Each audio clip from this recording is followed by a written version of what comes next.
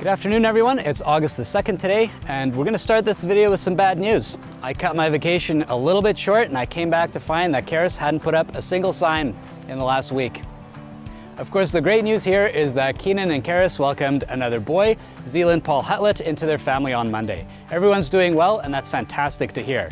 And if you're keeping tabs, at 2 days old, he was already out at the Dairy Farmers of Manitoba charity golf event this week. So fantastic news there. It seems like he'll be a great worker for Marc Hutlet Seeds down the road. Just like the news, the corn crop in the area is quite variable. So some of the earlier planted fields, like this P8294 Acre Max that was planted on May 13th in the Turond area, really had a good chance to establish before those heavy rain events that have really put a bit of a damper on some of the later seeded corn. So in this field, we're at that full pollination stage, and we're seeing that there's a lot more of those 12 and 14 rows around on the ears compared to some of the 16s and 18s that we saw in last year's record yielding corn. On some of those areas where there's tougher conditions or where the root development wasn't there due to really saturated soil conditions or compaction, we are seeing that corn is behind. So if it doesn't tassel in the next week to 10 days, we're really going to need a lot of help in fall time to make good quality grain on those fields. However, if we're using them for forages, there won't be quite as high of a yield, but the quality is going to be fantastic on those more stressed fields. All of the heat that we've had over the last couple of weeks has been fantastic for soybean growth and development.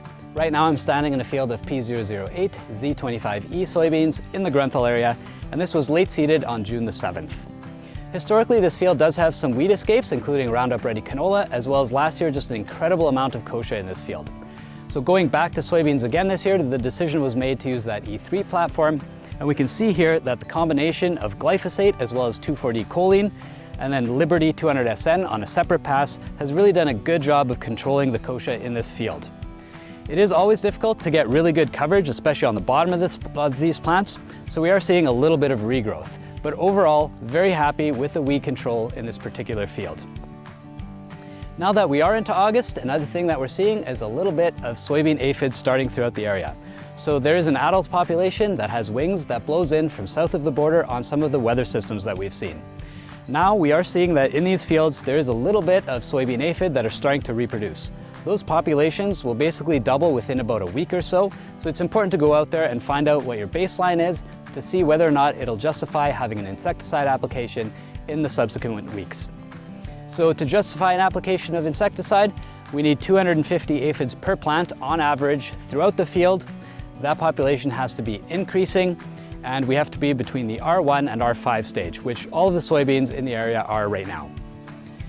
Another thing that we are seeing is a little bit of beneficial insects, including ladybugs that are starting to increase their population as well, and they're going to be feeding on those aphids.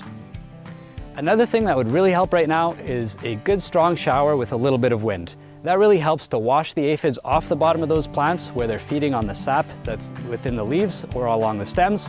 So if we could wash that population down onto the ground, they won't survive there for very long, and that would really help to keep the population down.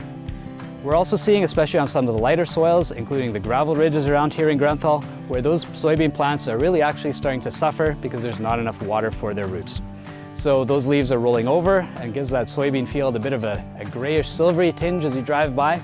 So again, those showers throughout the month of August are really going to help build soybean yield. So a little bit of moisture would actually be a good thing right now.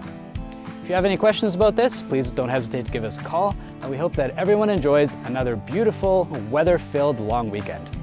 Thanks again for watching.